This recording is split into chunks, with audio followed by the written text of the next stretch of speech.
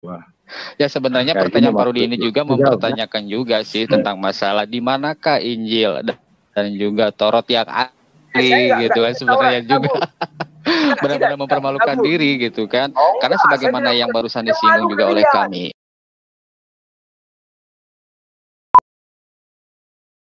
Tema kita pada hari ini sebenarnya lebih kepada manuskrip. Dan saya ingin tahu, Pak Rudi sendiri, tahu tidak Alkitab itu sebenarnya, khususnya yang dibuat oleh Erasmus dari King James Version itu, mereka merujuk itu kepada manuskrip abad keberapa? Nah, sekarang saya jawab dulu Pak Peta tadi ya. Dijawab dulu saja. Tidak. Karena judul dialog ini bukan hanya Alkitab, ada Al-Quran. Kalian pemateri, maka saya berhak menanyai kalian, bukan kalian menanyai saya. Terbalik itu. Silakan dijawab itu, lalu jawab pertanyaan saya. Mengerti arti namanya pemateri. Siapa pemateri bersedia untuk diuji? Siapa mendalilkan? Harus bisa membuktikan. Sekarang saya menguji. Ya, sekarang saya tidak tertarik itu. Baca dulu surah 30 berapa nih? 32 apa ya? Ini, dia mengatur segala ayat 45. Dia mengatur segala urusan dari langit ke bumi. Kemudian urusan itu naik kepadanya. Artinya urusan itu naik kepada Tuhan. Dalam sehari yang kadarnya, lamanya adalah 1000 tahun menurut perhitungan manusia. Ingat loh, menurut manusia. Jadi ketika sama dengan yang tadi ayat 74 itu, bahwa dikatakan malaikat dan Jibril untuk menghadap Tuhan itu sama dengan 50.000 tahun. Lamanya manusia. Sementara jarak dari Maryam ke Nabi Muhammad tidak sampai 50.000 tahun. Jadi andai kata Jibril naik kepada Tuhan, menurut perhitungan manusia itu sudah tahun 50.000. Dari jarak kepada Maryam. Maryam kan terakhir Jibril bertemu. Setelah itu Jibril bertemu kepada Nabi Muhammad di Gua Hiro. Itu pun Jibril itu adalah malaikat. Malaikat itu wujudnya apa? Nur, cahaya. Bukan manusia. Dan cahaya bagaimana bergulat. Kalau kita pakai logika yang dituangkan di dalam Al-Quran. Ya. Jadi coba kalian jelaskan. Jangan asal, wah ini lihat ini. 1000 tahun. Manusia katanya. Jadi hari ini saya meminta sesuatu. 1000 tahun lagi baru disetujui. Baca di pertanyaannya, coba dipersingkat. Ya, sudah Pak. Saya saja dulu ya. Dialog dipersingkat apa pertanyaannya? Tidak apa-apa. Menurut saya tidak apa-apa. Biar saya saja dulu coba. Begini ya. Ketika kita berbicara tentang kekuasaan Allah, lihat di dalam ayat Al-Isra itu, Subhanallazi asra bi abdihi. Yang memperjalankan itu Allah. Dan ketika kita berbicara tentang kekuasaan Allah, bahkan di dalam sentuhan sains pun ada. Kalau Pak Rudi tahu tentang wormholes, ya, wormholes atau lubang cacing, dalam istilah sains, wormholes lubang cacing, itu memungkinkan untuk bagaimana mempersempit waktu di dalam sebuah perjalanan antariksa. Kalau itu Bapak belajar sedikit kalau suka nonton Star Trek, iya. Nah, bukan Star Trek, itu fiksi. Tapi dia lebih kepada wormhole. Ada bukunya. Nah, sekarang begini, ini tema kita pada hari ini adalah tentang kiroat. Jadi kita analisis dari ke belakang dulu. Nah, kawan-kawan lihat, dia mau menggiring mengenai lubang cacing ya kawan-kawan. Terus dia bilang itu bukan fiksi. Sejak kapan lubang cacing bukan fiksi? Ya kawan-kawan ya, itu kan ada di film-filmnya kafir, ya kan? Maka dengan kecepatan tinggi pesawat Star Trek melebihi cahaya kan, bisa sampai sekian ratus tahun, ya kan? Hanya berapa detik udah kencang sekali dia. Nah, dia memang orang ini sudah panik, nggak tahu lagi menjawab. Padahal dia bilang sendiri tadi kan, itu kan kuasa Tuhan. Ya, kalau kuasa Tuhan 1 hari bagi Tuhan 1000 tahun bagi manusia. Artinya ketika Nabi Muhammad itu naik Isra Mi'raj, ketika turun harusnya sudah tahun 1610. Bukan lagi di zaman 610. Ya kawan-kawannya sampai 633 lah ya. Ini mereka nggak bisa menjelaskan kawan. Bukan saya mengada-ngada, kalian sudah tonton. Sekarang kita ikuti lagi tontonnya. Untung dibuka lagi sama dia biar saya jawab ya. Kalau enggak ya sudah. Hati-hati berdiskusi sama orang ini ya. Bisa menjadi itu sebuah hal yang mentok di situ aja. Dan kita dianggap kalah. Dia bisa cengengesan gini gitu. Dan saya akan menerima tantangan si Alwi ini. Saya akan bicara. Dia bicara apa namanya itu kodek katanya segala macam ya. Kanon. Sama penulisan juga Al-Quran. Kita harus lihat dulu kebenarannya. Baru kita bicara betul apa enggak penulisan itu pernah ada. Kan demikian. Malaikat Jibril saja. Tolong dia uraikan bagaimana 50.000 tahun. Bisa belum sampai 50.000 tahun Jibril sudah ada. Demikian juga 1.000 tahun. Jibril sudah ada. Kok firman Tuhan enggak kekal? Harusnya kekal dong. Kita lanjutkan lagi apa obrolan orang ini. Ini karena Pak Saiful Ibrahim menyinggung tentang varian bacaan Al-Quran, ya, bukan tentang pertentangan Al-Quran, bukan varian bacaan Al-Quran. Nah, Pak Rudi, saya mau tanya, sejauh mana pemahaman Pak Rudi tentang varian Alkitab gitu loh? Varian Alkitab tahu tidak ada varian Alkitab gitu, menurut Pak Rudi sendiri? Varian Alkitab pasti ada. Apalagi sekarang Alkitab sudah diterjemahkan ke dalam berbagai bahasa. Ya kan?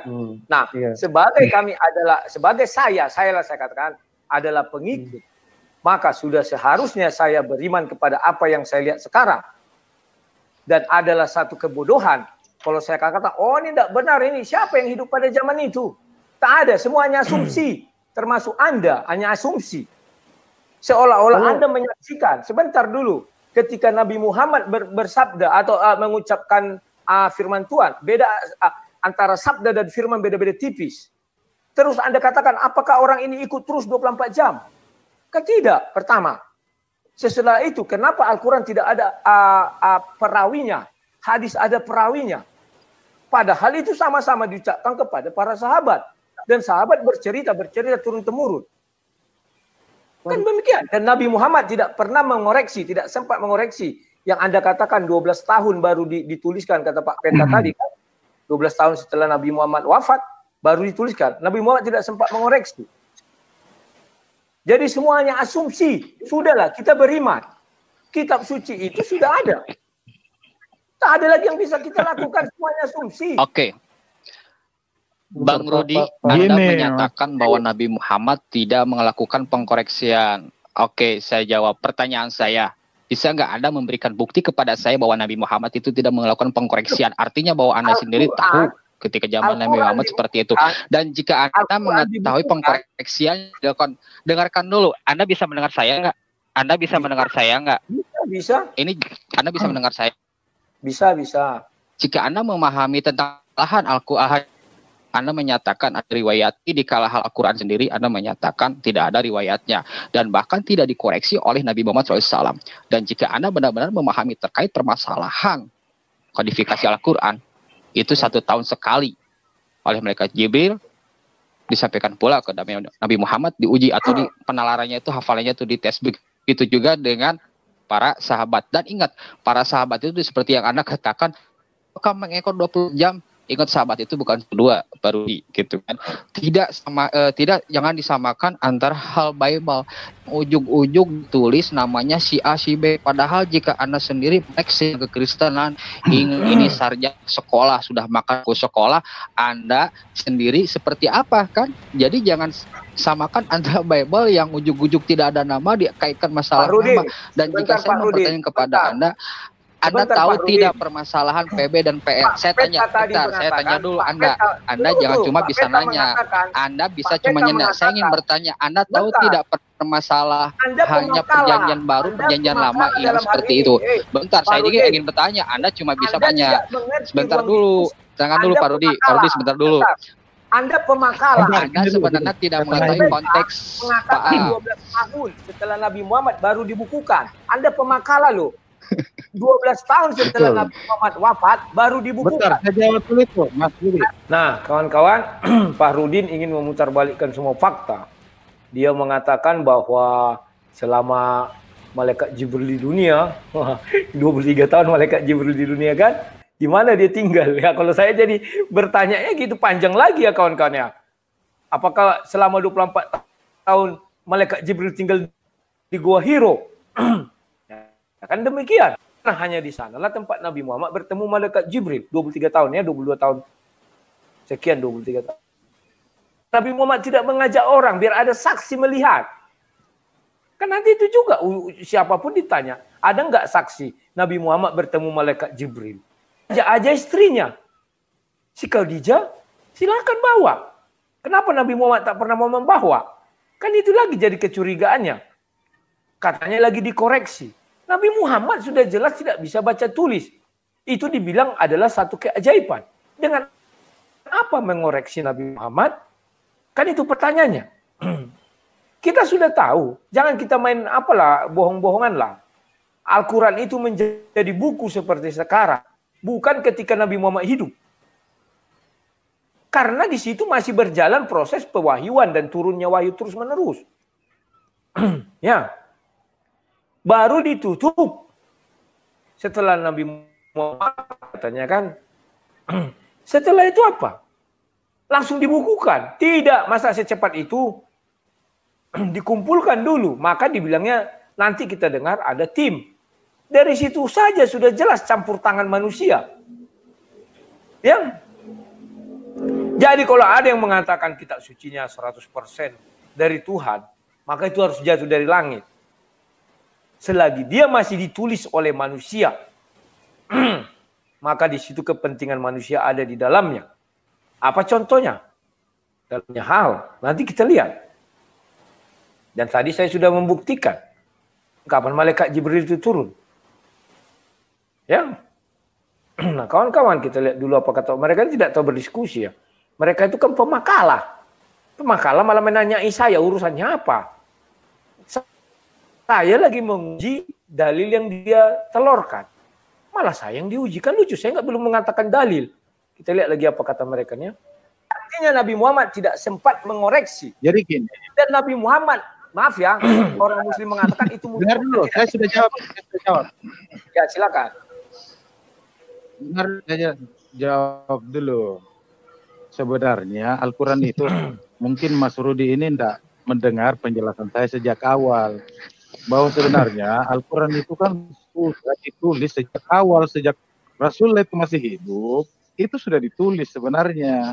Makanya ada hadisnya mengatakan, La taktubu anni illal Quran. Jangan menulis ucapan-ucapan saya kecuali Al-Quran sebagai firman Allah. Nah, coba dengar tadi rekaman. Nah, ini lagi dia bilang jangan menulis ucapan-ucapan saya kecuali firman Allah lah. Hadis itu enggak ditulis rupanya. Jadi waktu itu hanya itu yang ditulis ya, oke. Sekarang saya bertanya, itu makanya sebenarnya enggak puas sih debatnya kemarin tuh ya, karena saya tahu kalau saya menyimpang dikit langsung di-kick. Makanya saya cerdik ya kawan-kawannya, saya enggak mau agak-agak apa langsung saya ganti itunya. Udah mau panik orang ini saya ganti. Kalau kita mau jujur kawan, Al-Quran itu katanya mulai dari pertama diberitakan itu sudah ditulis. Siapa yang menulis? Ya kan? Karena pertama sekali Al-Quran itu turun, Nabi menceritakan sama istrinya. Apakah istrinya menuliskan di situ? Ya kawan-kawannya. Dan ketika dimasukkan ke hadis, perawinya siapa? Lengkap. Nah, ketika ini dibukukan terakhir kali, itu kan katanya ada penghafal. Siapa penghafalnya? Kenapa tidak ditulis penghafalnya ini. Jadi itu bukti keaslian. Kan itu yang selama ini digaung-gaungkan oleh saudara-saudara muslim. Bahwa hadis itu asli. Karena ada perawinya katanya. Lah Al-Quran itu asli apa buktinya? Itu bukan kitab suci yang jatuh daripada langit. Tetapi 23 tahun masa penyampaian dari Jibril. Malaikat Jibril. Ya, saya belum temukan. Nanti kalian bisa bantu saya. Bahwa di dalam Al-Quran dikatakan Al-Quran setiap tahun dikoreksi malaikat Jibril sesuai kata si Fahrudin.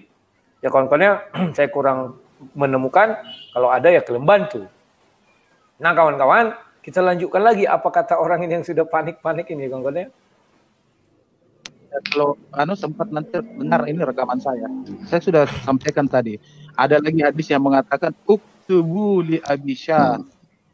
Tulislah berdasarkan salinan Abi Syah. Itu pada saat Rasulullah masih ada loh. Nah, sekarang gini, kalau dibilang bukan diperintahkan oleh Rasulullah, itu Al-Quran itu sifatnya tauqifi. Jadi sebelum dia dibukukan itu, sahabat itu sudah disampaikan sama Rasulullah bahwa ayat ini ditaruh di awal di sini. Makanya kan tidak seperti Bible. Di dalam Al-Quran itu, kalau Anda melihat, surah pertama itu adalah Al-Fatihah, ya kan? Sementara ayat yang pertama yang turun itu adalah surah Al-Alaq, ya kan? Surah kalau Anda membaca ini Al-Quran, Mas Rudi, lihat surah Al-Fatihah yang pertama, terakhir surah An-Nas. Maaf Pak Peta. Sementara Ashabun Nusul mempermalukan dirimu sendiri, saya gitu. Maksud sih. Sebentar. Halo Pak Peta. Sebentar. Ya. Sebentar. Terakhir ini, itu kan sudah tidak sesuai dengan topik sebenarnya Bang Rudi ini. Masih nah kawan-kawan, maka masuklah Gus Imron. Tujuan Gus Imron adalah menjatuhkan mental saya. Dia bilang mempermalukan diri sendiri kan ya. Padahal orang itu sudah malu ya. Menjawab mengenai waktu tadi pun tidak sanggup ya kawan-kawan ya. Tapi itu teknik kawan. Apakah saya terpengaruh? Tidak. Saya sudah tahu orang yang sudah panik. Kalau saya teruskan di situ, maka langsung di kick. Maka saya bilang, oke, ada yang baru, saya bilang ya. Itu namanya kecerdikan kawannya. Kita lihat lagi. Topik. Tunggu, terakhir. Tadi si Fahrudin bilang bahwa kitab-kitab Allah tak terjaga. Begono. Satu kitab Allah lagi yang tidak pernah berselisih. Tahu apa? Tahu nggak kalian? Kitab Allah yang tidak pernah ada perselisihan dalamnya. Tahu apa? Zabur. Sebut aja Mas Rudi. Apa ya? Iya, Zabur. Tidak pernah di dalam Al-Quran dikatakan berselisih tentang Zabur. Sekarang Zabur itu mana? Kalau betul memang Allah SWT menurunkan kita-kita, di mana Zabur itu? Tidak pernah tersentuh, tidak pernah diubah-ubah.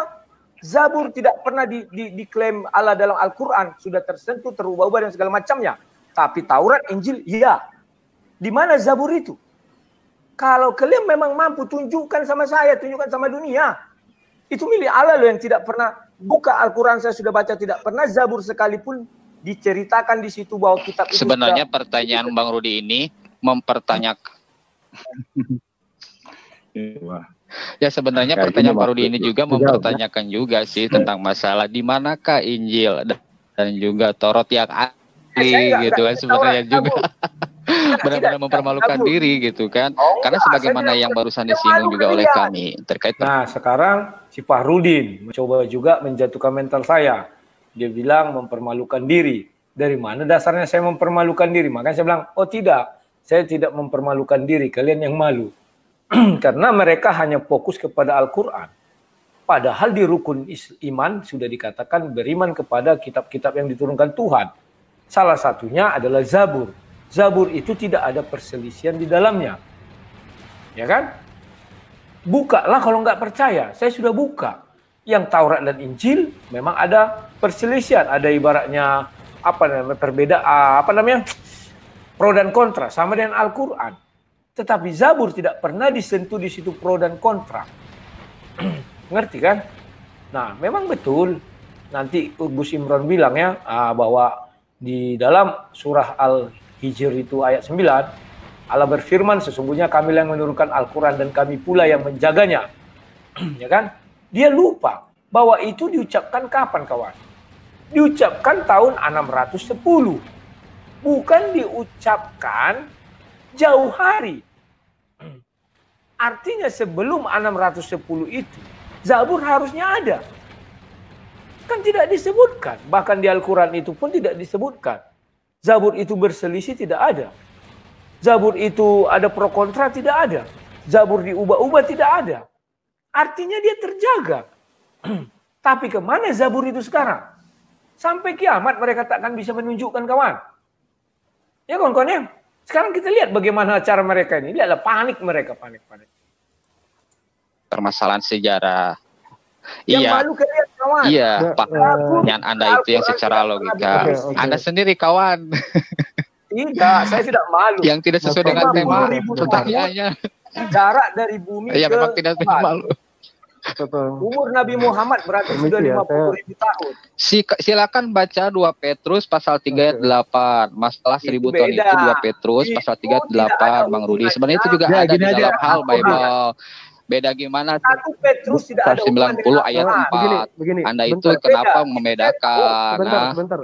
Apa dasar Anda membedakan? Ustaz Farudin sebentar ya. Mas Rudi. Mas Rudi Anes. Mas Rudi. Kedengaran nggak suara saya? Mas silakan, saya dengar. Kedengaran, bagus sekali. Ya, lanjut aja. Mau tidak kita berdua berdebat, kita berdua saja. Bikin di channel Pak Rudi. Ya, kita bahas tentang manuskrip Alkitab dan Al-Qur'an. Ya. Nah, kawan-kawan, Ustadz Alwi ini mengajak saya berdebat dan langsung saya sanggup, mau. Tapi dia meminta tentang manuskrip. Memang dia punya manuskrip itu? Tidak kan? Saya juga tak punya. Berarti adalah googling. Maka saya tolak itu. Saya bilang mari kita bicara mana yang firman Tuhan, Al-Quran atau Bible. Berani nggak dia? Lihat dia mukanya langsung turun dari semangat manuskrip. Ya kawan-kawan, saya tunggu kau Ustadz Alwi. Bicara kita kan sering juga itu di seminar-seminarkan orang kan didebat-debatkan. Al-Quran atau Alkitab yang berasal dari Tuhan. Nah, kan demikian. Silakan. Saya tunggu kapan kamu punya waktu kita berdebat. Saya suka sekali nih. Mana pernah saya takut. Kalau berdebat ya mau sama profesor, doktor, hantu belau pun saya nggak takut. Ya. Kita bahas tentang mau sekali. Yang saya jabarkan tadi ya. Tentang varian-varian yang saya jabarkan tadi. Kalau mau, tentukan jadwalnya kapan, supaya lebih spesifik pada topik. Karena topik pada hari ini adalah tentang tuduhan dari Pak Saifuddin Ibrahim. Tuduhan dari Pak Saifuddin Ibrahim bahwa Quran kami ini itu sudah dibakar. Jadi itu ada dasarnya. Kenapa ada tuduhan Saifuddin Ibrahim?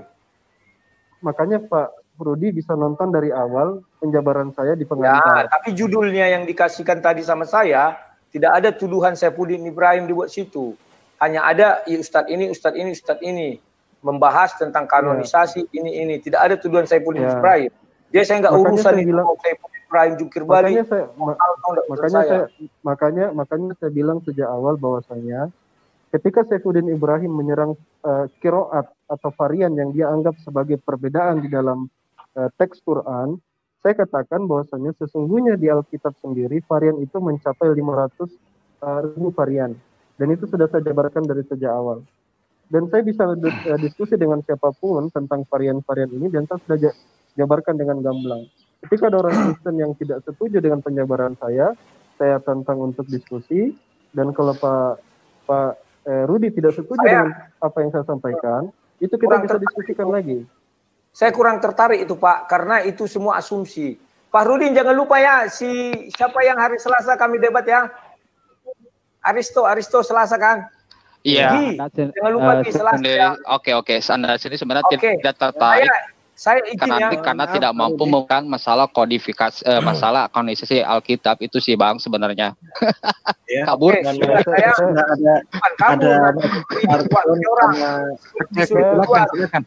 Sebelum disuruh keluar, itu ajakannya Bang Alwan gimana? Ajakan Bang Alwan? Saya sanggupi, tetapi mungkin kita lihat nanti apakah kita bicara Al-Quran dari firman Tuhan atau Bible firman Tuhan gitu. PR kalian sudah saya kasih ada 3. Tolong nanti masalah sejarah. Maksudnya Bang Alwan itu sejarah. Iya. Sudah saya sanggupi nanti itu. Zabur. Pertanyaan yang tidak akademis. Kemana Zabur? Zabur. Tunjukkan satu ayat ya kan di dalam Al-Quran bahwa Zabur itu tidak akademis. Dipelihara. Tunjukkan satu ayat di dalam Al-Quran bahwasanya ada janji Allah bahwa Zabur itu dipelihara. Nah, harusnya Gus Imron ini kan juga panik, kehilangan arah. Dia bilang tunjukkan satu ayat dari Al-Quran bahwa Zabur itu juga dipelihara. Harusnya jangan tanya dari Al-Quran, tanya dari kitab Zabur. Tunjukkan satu ayat bahwa Allah berkata Zabur dipelihara. Demikian. Kenapa dari Al-Quran? Al-Quran itu datang 610 Zabur zaman Daud. Inilah mereka tidak bisa berpikir. Harusnya di mana kitab itu turun, disitulah dikatakan dijaga. Jangan sudah hilang baru dikatakan pura-pura lepas Tuhan. Kan aneh. Hanya Al-Quran yang kujaga kata Tuhan. Loh, Zabur tidak ada pertentangan loh. Tidak ada perselisihan. Tidak ada di jama tangan manusia. Carikan di Al-Quran kalau ada dikatakan Zabur dipegang tangan manusia, ditulis manusia, diperselisihkan. Tak ada. Keliru Gus Imron. Harusnya dia bertanya, mana di dalam Zabur ayat dikatakan Allah menjaga Zabur. Ya carikanlah. Orang itu kitab suci kalian. Kok saya yang disuruh? Zaburnya aja nggak tahu kemana. Apalagi disuruh mencari ayat di dalam Zabur. Paham kalian? Sudah panik orang ini kawan. Panik tingkat dewa. Nggak tahu lagi apa yang harus dilakukan. Jadi kehilangan kontrol. Ini kita lihat yang terakhir ya. Apa katanya? Udah itu aja Pak Rudi ya. Tidak ada ayat yang mengatakan Zabur. Makanya kalau tidak dipelihara kenapa ditanya? Loh, begini loh. Ada 4 kitab yang sering disebut hanya Taurat, Injil, dan Al-Quran. Ini yang sering di tadi. Zabur tidak ada. Loh, janji Allah untuk memelihara itu memelihara. Itu kan yang masa Allah harus berjanji terhadap umatnya sendiri? Lucu kali kalian. Allah janji apa? Allah kalah sama, aduh. Begini, Dia tidak disebutkan dipegang-pegang, artinya terpelihara. Pak, itu kan Allah yang berjanji ya. Mas Rudi, saya diam aja ya, nanti dikira dikeroyok loh. Sebentar ya, Pak Rudi. Pak Rudi pertama jangan merasa bahwa ini kita keroyok atau tidak. Ini kita tetap dalam jadi nanti Pak Boy dibuatnya dikeroyok dia buat kesan gitu kan. Secara live aku dikeroyok. Jadi gini Pak. Juga tahu pertanyaan lawan gitu. Yang lain ini Mas Arjon. Pak Rudi maaf, ini kasih Mas Arjon ini juga sudah antri. Mau bertanya Mas Arjon? Saya izin ya. Oke, saya izin. Ya. Mohon maaf Pak Rudi ya. Sama-sama. Oke. Nah, kawan-kawan, inilah yang saya sudah baca dari hal-hal seperti ini ya. Makanya sebelum saya diusir, saya sudah persiapkan. Saya permisi. Saya bilang jauh-jauh waktu kan. Nah, mereka sudah panik semua. Dia bilang mana di dalam Al-Quran tertulis bahwa Zabur dijaga. Loh, Zabur itu ada sebelum zamannya Al-Quran. Ribuan tahun jauhnya. Kok malah disuruh ditanya di dalam Al-Quran? Tentu di dalam Al-Quran Allah berfirman tentang Al-Quran. Harusnya dia mencari ayat itu di dalam Zabur. Orang Zaburnya tidak tahu entah di mana. Apa yang mau kita pertanyakan? Pertanyaan itu datang 610 sampai 633 tahun. Paham kalian semua ya? Semoga kalian cerdas. Dan saya harap 4 ustadz ini mencari jawabannya. Alwi, saya tantang kamu debat mengenai kitab suci. Saya tidak suka di luar itu. Karena itu semua adalah asumsi. Kalau kamu bilang, oh ini orang ini gini, orang sana juga bilang begitu. Oh gini-gini, sudah. Sekarang kita sudah beriman. Maka kita percayai apa yang kita iman. Kamu percaya sama Al-Quran? Ya, tanya jawab kita mengenai Al-Quran. Demikian juga saya percaya dengan Bible. Tanya jawab kita mengenai Bible. Jangan kau katakan, wah Bible itu di kanon begini. Itu memang ada sejarahnya. Tapi itu sudah berlalu. Kita sudah beriman sama dengan Quran. Kalau menggali-gali itu, pihak sana mengatakan, oh ada 33 ini, 300 ini. Saya nggak suka gitu. Ya, bicara fakta, bicara iman, bicara fakta, maka kitab suci lah faktanya. Kalau kita membalik-balik ke situ, ya sama dengan kita sama-sama tidak mengakui kitab suci. Oke kawan-kawan, sekian dan terima kasih. Kalian belajar dari bagaimana saya berdebat. Ingat, saya sengaja tidak mau mengulang-ulang. Kalau saya lihat bahasa tubuh orang ini kan sudah ada nih. Gus Imron meskipun tidak kelihatan wajahnya, tapi setiap dia muncul, tujuannya apa? Mana bisa admin muncul gitu kan? Tujuannya kalau melawan kick. Jadi kalian harus cerdas.